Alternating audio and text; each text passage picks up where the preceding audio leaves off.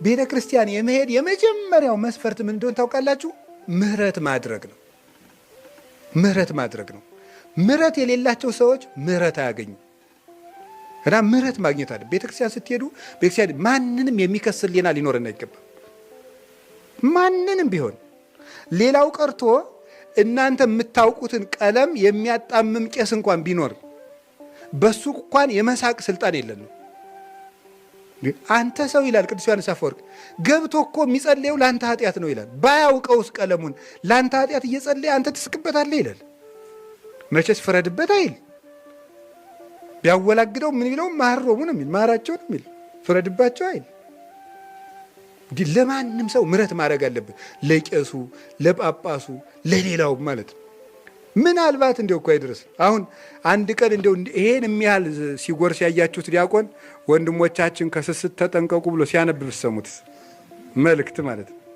ወይም 2 እንጀራ ከእናንተ ቤት የጨረሰ ቄስ ስስት አትሳሱ ሚል ቅዳሴ ላይ ኤዲያ ወገኛ መጀመሪያ ራስን አትሉም እያስቀደስን ሲሰክር ያያችሁት ቄስ ቢኖር የሆነ ነገር ሲያደርግ ሲቀድ ምህረት እግዚአብሔር እኛን ምህረት ሊያደርግልን ሂደን እኛ በሰው ፈርደን ወገኛ እኛን ከመምከር በፊት ራሱን ባስተካከለ ብለን በሰው ፈርደን ፍርዳችንን ተከናነን ቤታችን እንዲሁ እኮ ይገርም። ደግሞ እዚህ ሄደን እንኳን እንዳይምረን እዚያም መፍረድ እንዲሁ እኮ ናት። የክርስቶስን የፍርድ ስልጣን ቀምተን ነው እኮ የምንፈርደው። የመፍረድ ስልጣን የመድኃኔዓለም አይደለም እንዴ ነው። ያችን በዝሙት ተከሳ የመጣችውን ሴት ምን ይዛችኋት? ከየት አገኛችኋት? በዝሙት ስትበድል አግኝተናት ነው። ሙሴ ትወገር ብሏል፣ አንተ ምን ትላለህ አሉት። ኃጢአት የሌለበት ከእናንተ መካከል ይውገራት አላቸው። ሲላቸው ኃጢአታቸው ከየራሳቸው ግንባር ላይ ተጻፈባቸው። ሁሉም ወጥተው ሄዱ። ኢየሱስ ክርስቶስ ጌታ ኢየሱስ ብቻ ቀረ ይላል ወንጌሉ። ደስ ነው የሚለኝ እኔ። ማን ብቻ ቀረ? ምን ማለት ነው? ንጹህ ማን ብቻ ነው?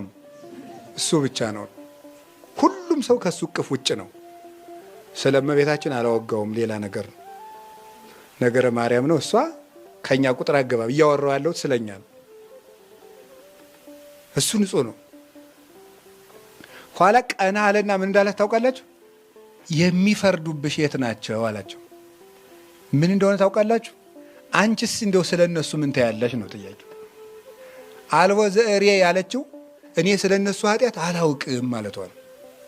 እንግዲያም አንቺ ካልፈረድሽ ደግሞ እትዊ በሰላም እኔም አልፈርድብሽም፣ በሰላም ይቻላል።